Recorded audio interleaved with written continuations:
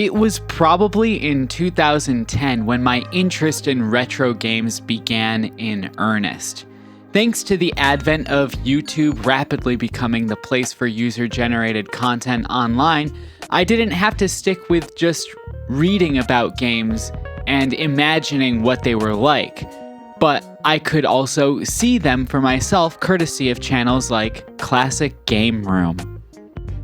It was especially thanks to Classic Game Room that I received my introduction to early first-person shooter games, and thanks to CGR's host Mark's enthusiasm for these games, I became extremely interested in them.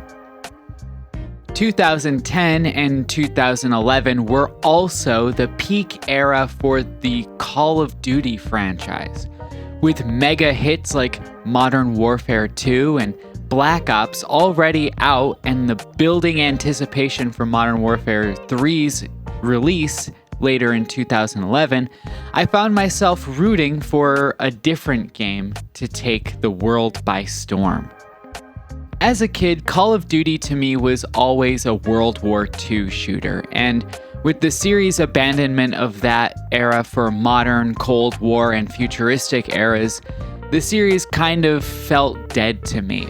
Maybe deep down inside I felt a sense of inexplicable betrayal. Call of Duty 3 was the first game in the series I had ever played. World at War I thought was a masterpiece, and the number of hours and playthroughs I have of Call of Duty Finest Hour on GameCube is probably more than most. But even then, it didn't seem entirely like a betrayal. It felt as though during the 7th generation of consoles that most games coming out at that time were FPS games, and even if they didn't have the Call of Duty name, they seemed to do their utmost to emulate the style as much as possible.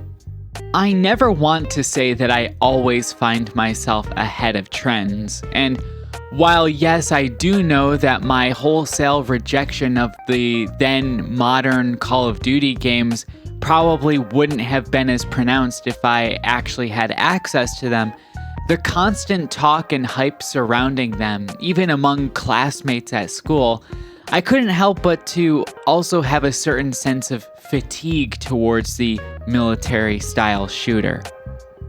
Also releasing around the same time as Modern Warfare 3 was another game.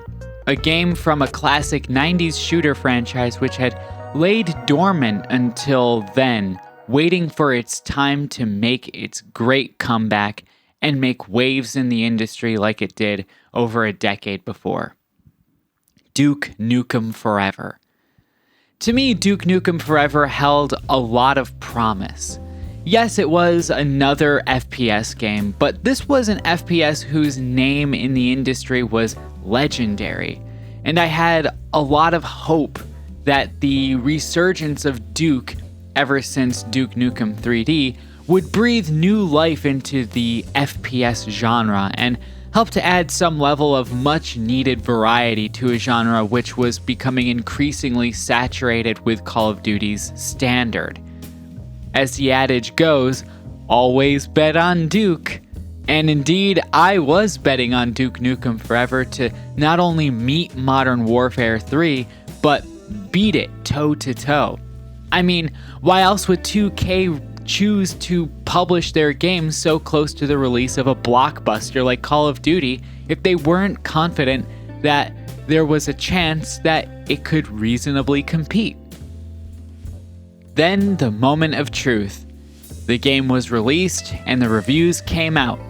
The game was a flop. While some YouTube reviewers were more kind to the game, mainstream critical outlets showed it no quarter. For a game that had been in development since 1996, to be in this state was unacceptable. Reports of poorly aged humor, poor visuals, lots of glitches, and an overall lack of polish in general, Duke Nukem Forever's time in the cultural zeitgeist, brief as it was spent clowning on it. It was a laughingstock, an embarrassment, a relic of a bygone era the modern industry had no room for.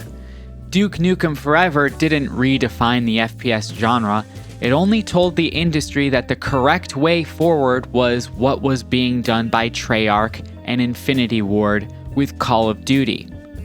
And just as quickly as it had flopped, it disappeared into obscurity to be largely forgotten.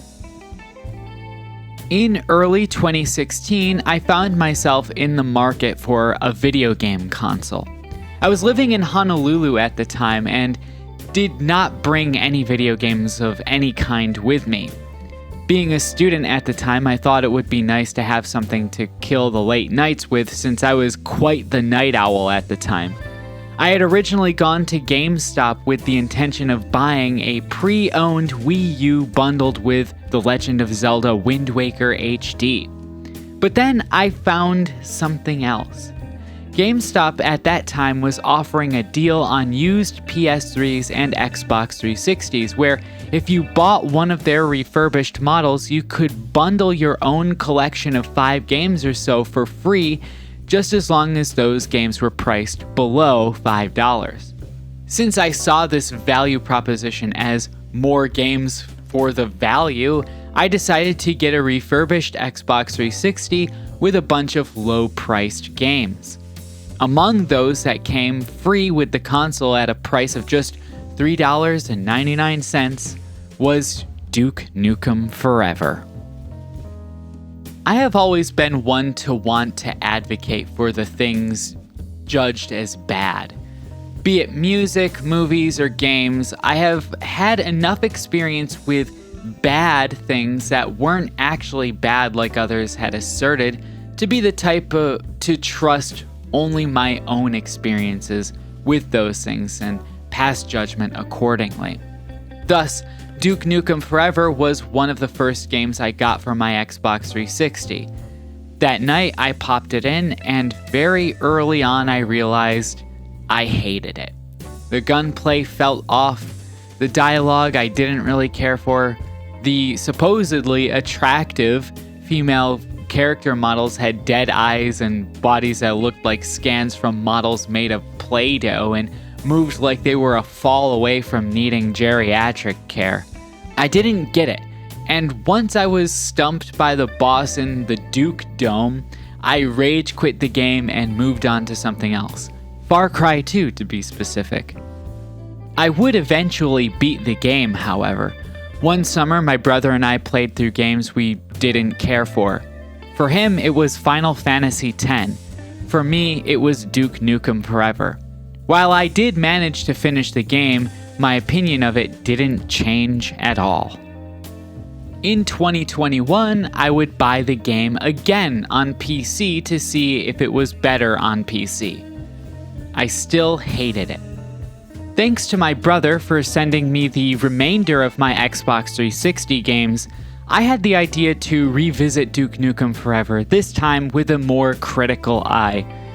I'd also like to think that in recent years I've gotten somewhat better at video games since the last time I played through Duke Nukem Forever, so issues that might be skill-related can be minimized. I did this with the intention to not only see what is wrong with the game, but to also see what I might like about the game as to compel me to keep revisiting it, as well as to compare the console version to the PC version.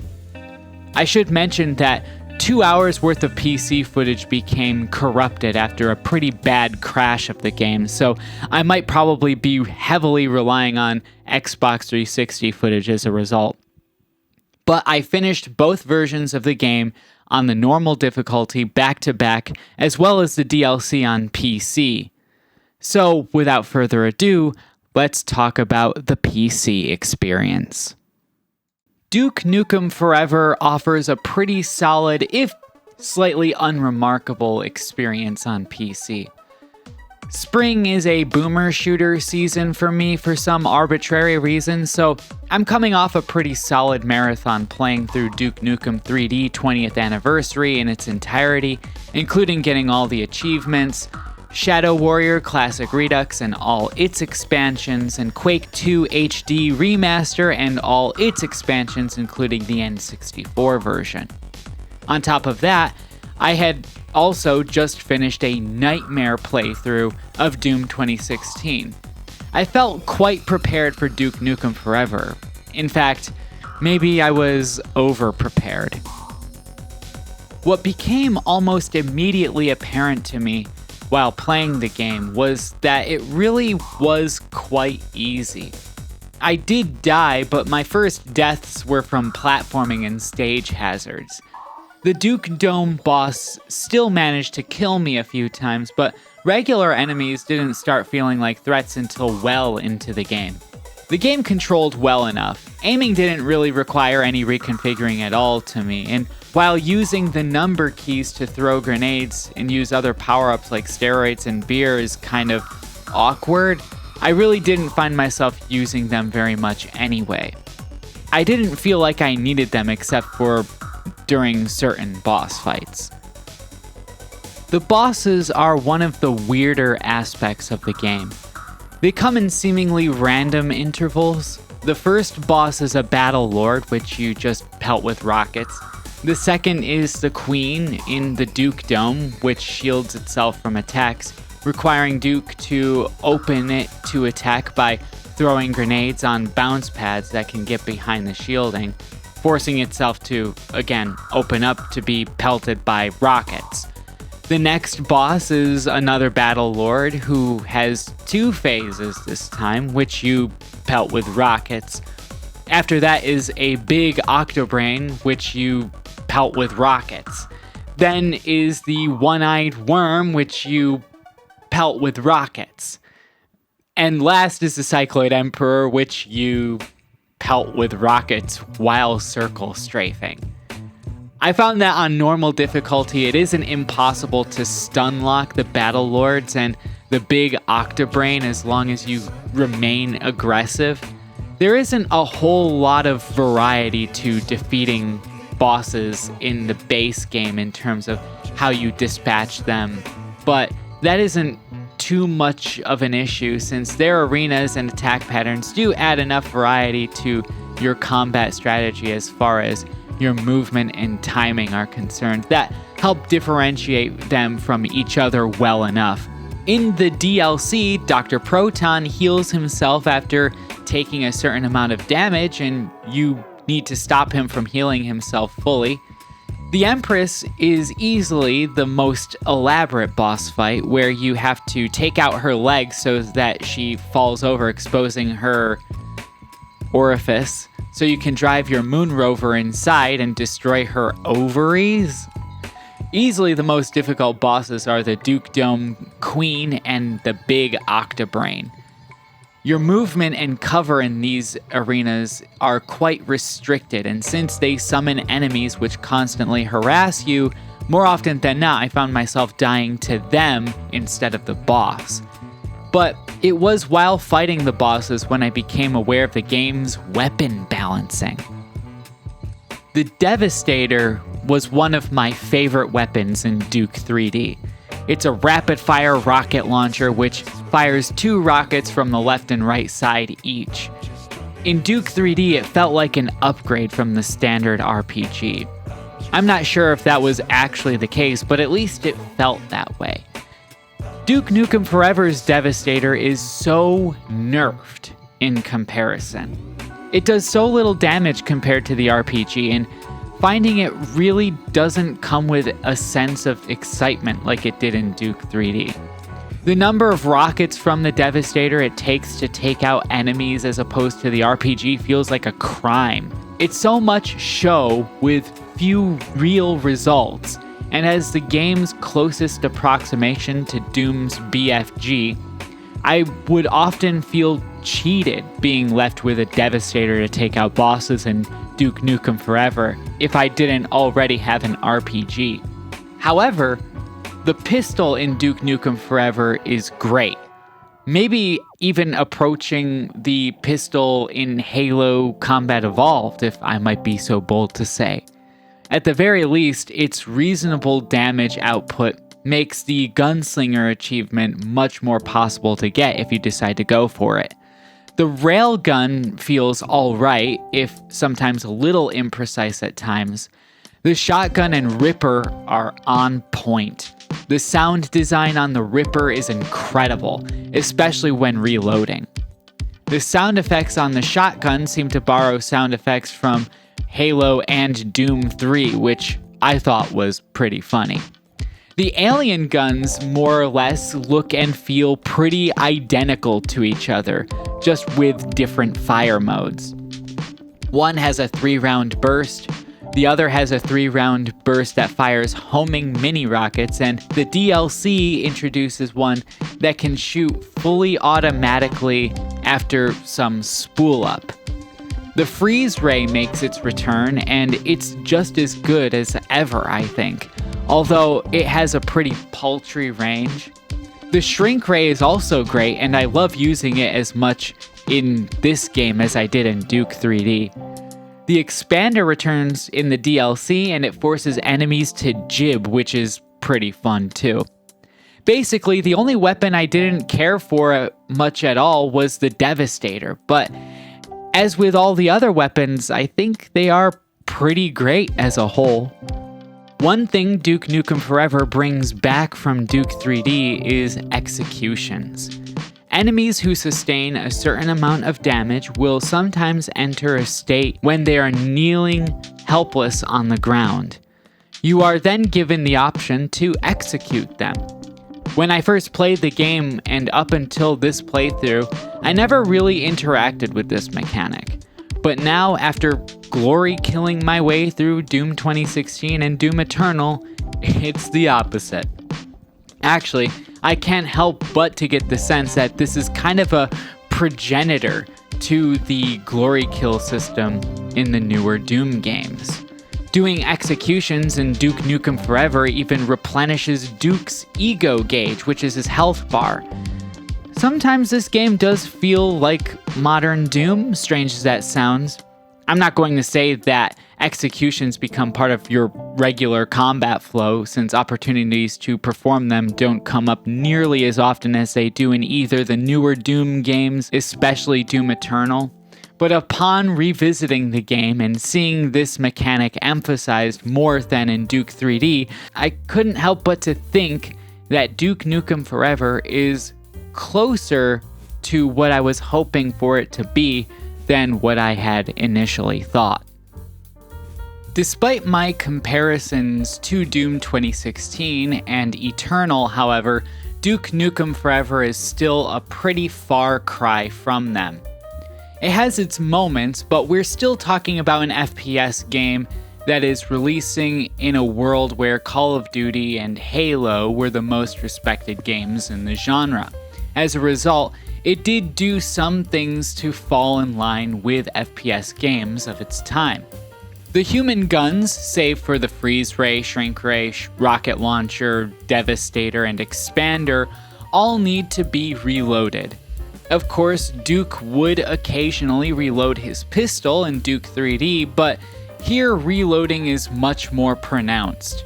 I found myself constantly reloading after every encounter, even if it was after discharging a single round, since it can be that single round that determines your survival in some encounters later in the game. On top of this, Duke is only allowed to carry 2 weapons at a time. I do know that there is a setting on the PC version of the game that allows you to expand that to 4 weapons, a bit like Far Cry 2, I suppose, but to keep in line with what I believe to be the game's original intent, I stuck with the 2 weapons option. This, alongside the level design, are probably what removed Duke Nukem Forever away from the traditional boomer shooter formula, falling in line with games like Halo and Call of Duty, which only allow 2 weapons, mostly slow movement, with an optional sprint, and requiring reloading of certain weapons, which you are required to interact with at some point. But here's where things get confusing. The level design is nothing like games like Halo or Call of Duty, but are also different from the old build engine games of the 90s, which Duke pioneered. In those old build engine games, you are set in a level which has many different areas that need to be unlocked via key cards. This is accomplished through exploration. Games like Hexen are notorious for how far this kind of game design philosophy can be stretched when taken to its logical conclusion. But as far as games like Duke 3D or Shadow Warrior are concerned, these levels are actually not that big, but provide a sense of scale in their density that made exploring each level feel like their own self-contained adventure. Duke Nukem Forever abandons this design philosophy entirely. I'm not sure which build of Duke Nukem Forever made this leap, but if you can allow me to assume that the game design concept was developed post the release of Half-Life, then I would say that Duke Nukem Forever's game design philosophy most resembles that of Half-Life and Half-Life 2. Half-Life and Half-Life 2 were both among the most transformative games of their genre on PC when they came out, and their influence can be seen and felt in a number of games that came out in their wake. Duke Nukem Forever, I feel, borrows elements that I can't help but to feel could only come from them. Duke Nukem Forever's level design abandons the interconnected rooms of its build engine predecessors in favor of a structure that more resembles that of a long hallway. While yes, I guess it could be argued that games like Quake 2 and Doom have a structure where your character more or less travels in a straight line towards the final boss, Duke Nukem Forever is more like Half-Life in that its levels are also linear corridors that are designed in such a way where every area is closely connected to the ones that came before and after. The idea is that there are no single discernible levels, but instead just areas you traverse through to the final boss continuously. Sure, they do come in groups, and yes, those areas in the same groups do share a lot of the same themes. There are no single levels like you got in the boomer shooters of old.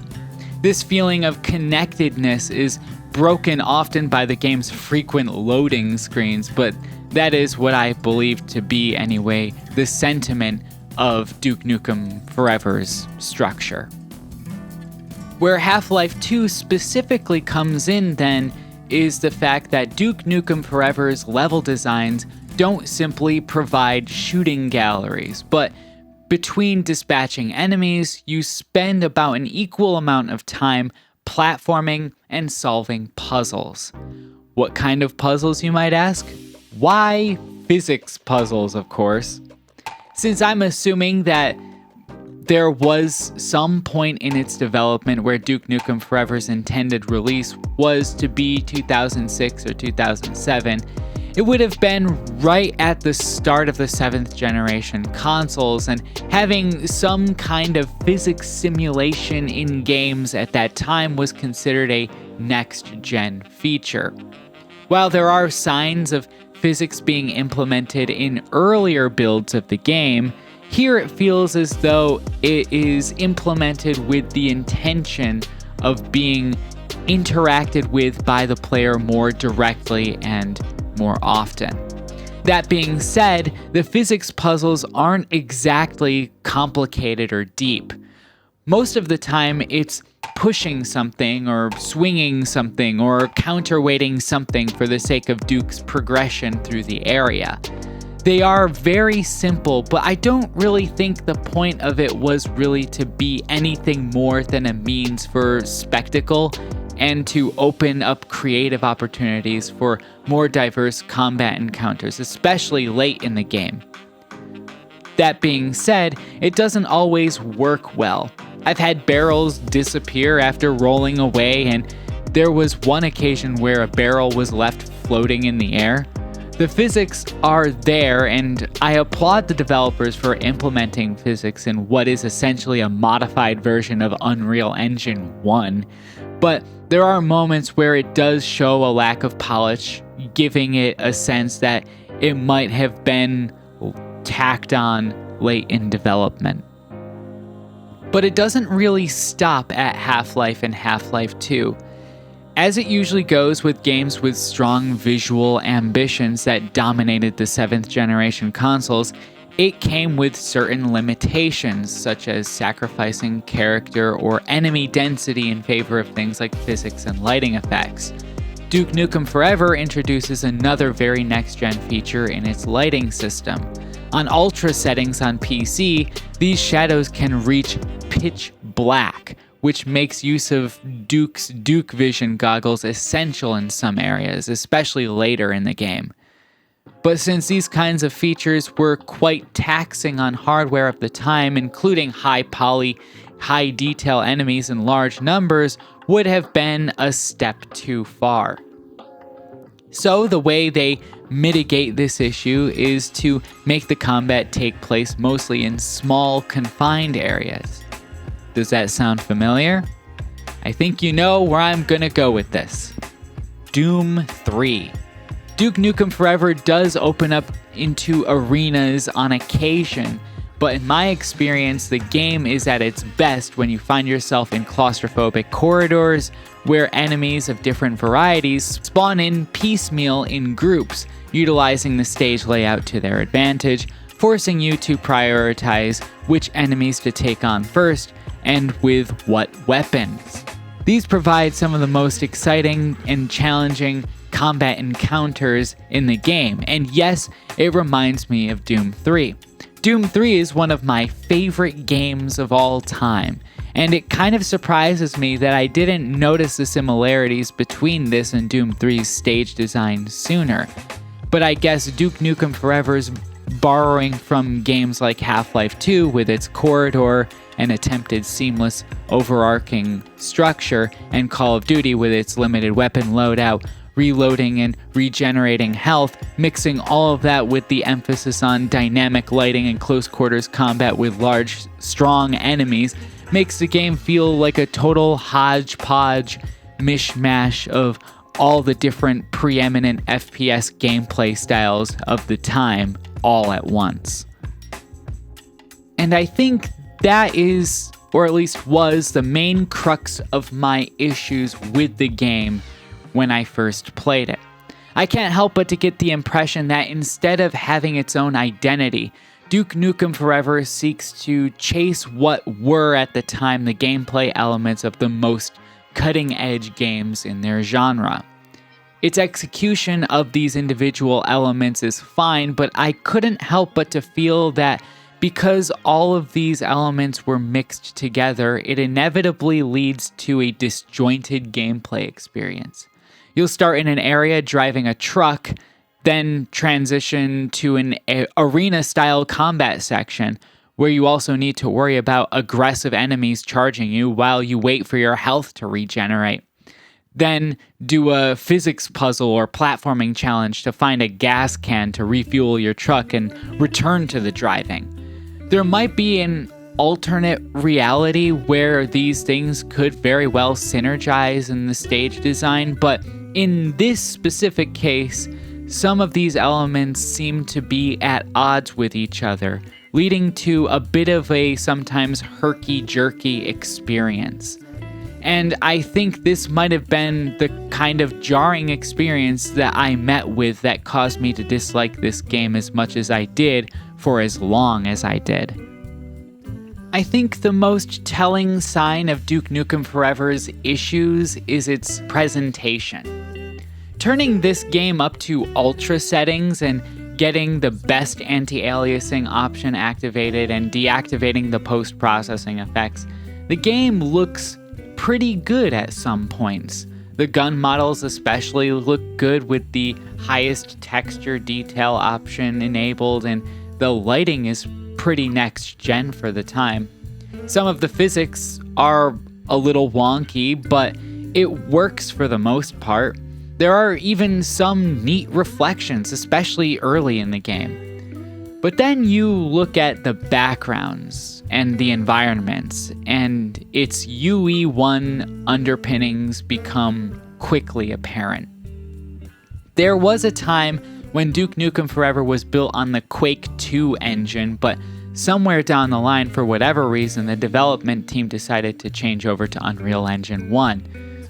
This might have been acceptable for a game planning to release between 2000 to 2005 or so, but in 2011, when Unreal Engine 3 had pretty much defined the look and feel of a generation, I don't want to sound like an elitist or anything, since I do know that Duke Nukem Forever is heavily modified and far from the vanilla Unreal Engine 1, but the character animations, the lip syncing, the quality of the character models, the female NPC models on PC, even at the highest settings, are just painted nude models of the characters, meaning that their outfits, aside from Duke's cheerleaders, are just low-resolution textures made to resemble clothes.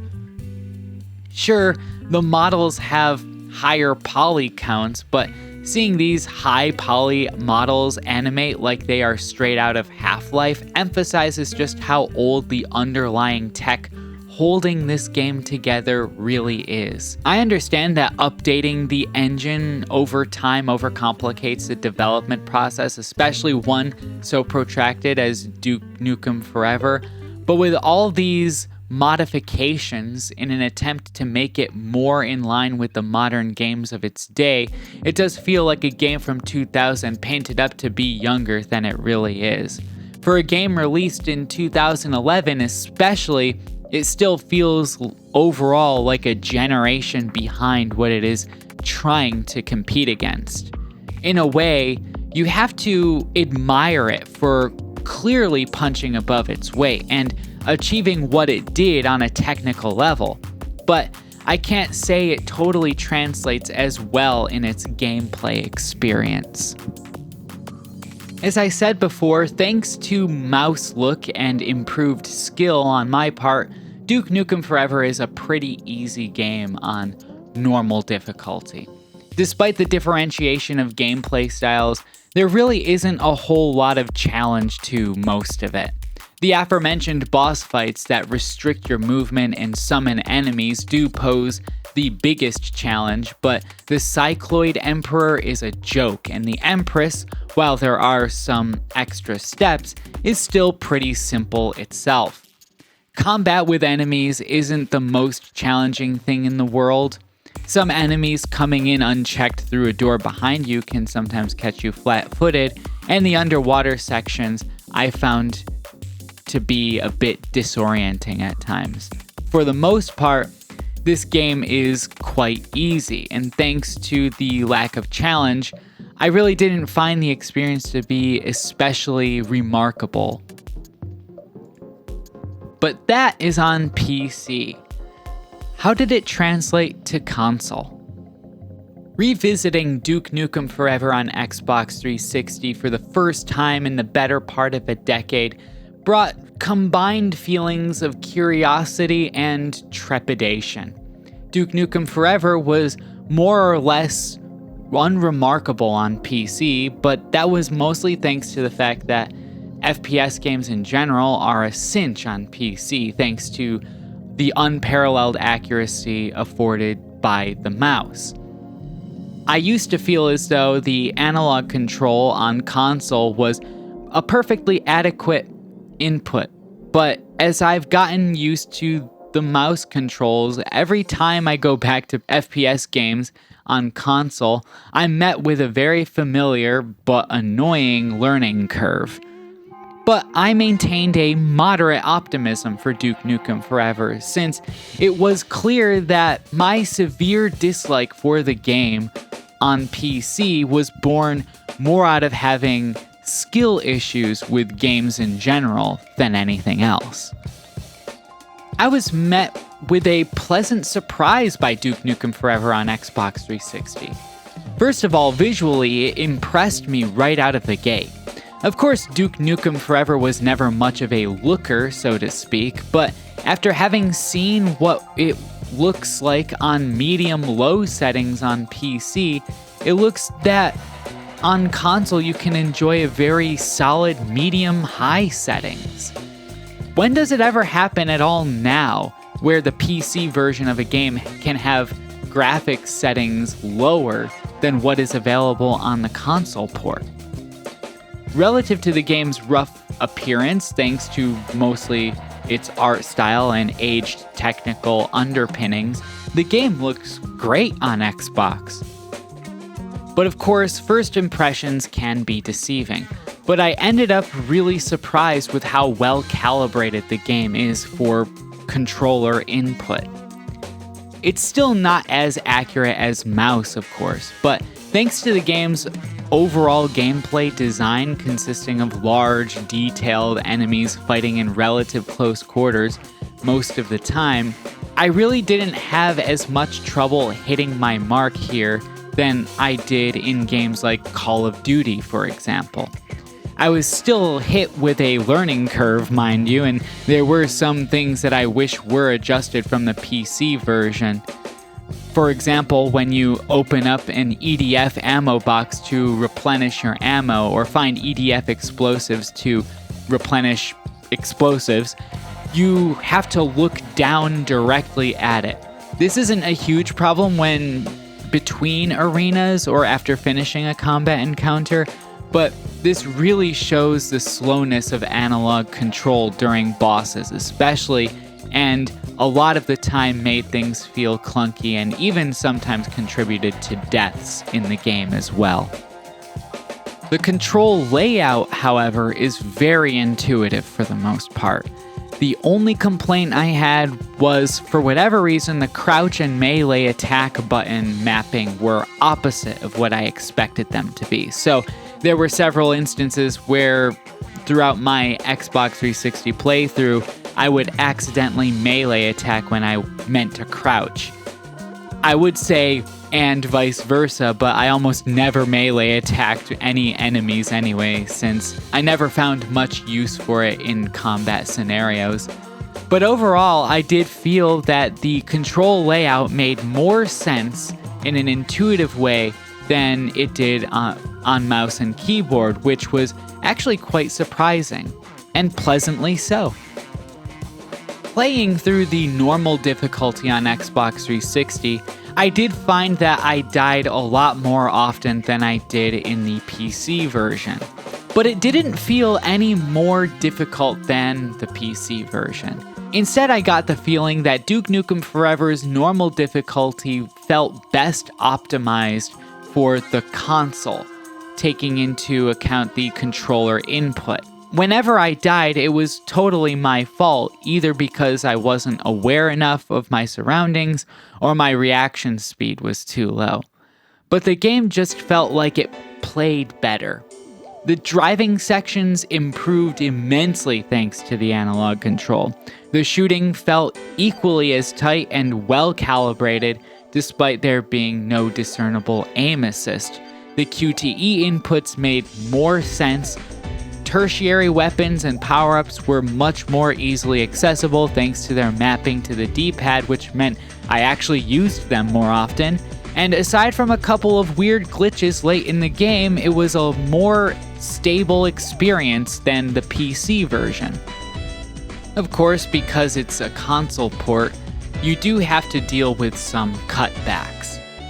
Some more intense scenes turn off V-Sync, so there is some occasional screen tearing. Physics and particle effects do negatively impact the frame rate, and the loading times are much slower. If it's one mark I have against Duke Nukem Forever in its entirety, it would be its overabundance of loading screens. Some areas may only last a couple minutes before the next loading screen hits. It might be about the same as Sonic 06 in terms of frequency, if I'm going to be honest, but the loading screens do feel shorter overall and aren't as pace-breaking, though that really doesn't mean much. The Xbox version does take a noticeably longer time to load in new areas than the PC. Of course, modern PC hardware is a lot faster, so these can only improve with time on the Forever platform, that is, a PC. But even after installing the game to my Xbox hard drive, I really couldn't tell if it made any real difference in the lengths of the loading screens. But the Xbox version never experienced any crashes of any kind, which isn't what I can say about the PC version. If you remember from the beginning of this video, I mentioned that I had lost over 2 hours of footage captured from my PC playthrough. That was because of a crash Duke Nukem Forever experienced during that cursed Octobrain fight. All the more reason I have to dislike that fight, I swear. About halfway through my Xbox playthrough, I caught myself repeating Duke's one-liners and laughing, and I realized that I was actually having fun with the game. Not making fun of it, but actually just enjoying the experience unironically. I stopped myself and realized that, yeah, I was actually having fun, which wasn't something I could really feel about the PC version, despite the fact that it still played fine and was a lot easier than the Xbox version on the same difficulty. I'm not going to say that I came away from the game thinking it was a spectacular experience or anything. It definitely wouldn't reach some of my top favorite games on the Xbox 360, games like Far Cry 2, Sonic Generations, Grand Theft Auto 4, etc. But it was a good time, and I can imagine myself actually going back to get all of the achievements I can in the game. Minus the DLC, since I never bought the DLC, and the Xbox Live Arcade is now gone forever. Maybe I can sail the high seas for it, maybe, but I'm not sure how the Xbox version of the game would stand up on the higher difficulties than on the normal setting. And I'm sure at higher difficulties, Duke Nukem Forever would likely improve on PC, but overall, I can't help but to come away from my experience with it this time on both PC and console with a mildly positive response. It's really surprising to me, actually. But I really think it's thanks to having had much more experience with other games in the FPS genre and other genres, and having an overall improved skill with games, that I'm able to look at the intended experience of Duke Nukem Forever and finally understand it for what it is. I knew there was a reason why, despite hating the game as much as I did, I kept feeling compelled to come back to it time and time again, and to keep giving it chances when others would probably have traded it in or sold it long ago. But it was so bad, I had to buy it twice, and it's DLC too.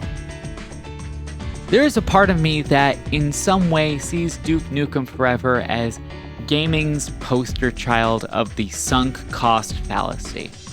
In driving up its hype year after year as development encountered wave after wave of technical and legal issues, the expectations its marketing drove, coupled with the amount of time it was taking to finish the game, raised expectations beyond what the game could ever have realistically achieved, regardless of which build of it was released. Duke Nukem 3D was a great shooter, and while it did introduce certain elements in its gameplay that were groundbreaking to some degree, I feel as though the legend of Duke 3D was a bit overblown in the grand scheme of things, especially when you look at it in the context of the backdrop of other groundbreaking games releasing on PC at the same time.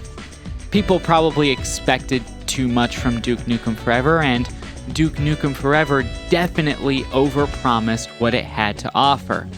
While it did deliver on promises, it didn't deliver to the extent that I think was intended. And in its attempts to appear as cutting edge as the biggest shooters of the day, the result felt more like an old game attempting to make up for lost time by chasing the modern trends in the same way, an old man might try newer styles, put on a wig to cover their long-lost hairline, and go to a college bar saying, "Hey there, fellow kids." Despite all of that, though, I have to admit that Duke Nukem Forever can be a fun time when taken for what it is and on any platform.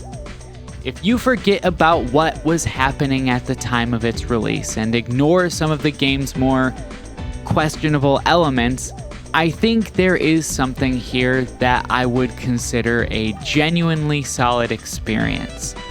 It's clear the developers didn't finish this game saying it's great, but instead finished it saying it's done. But honestly, not every game has to be great. Sometimes pretty good can be perfect for certain occasions. And I think that is where Duke Nukem Forever's value lies.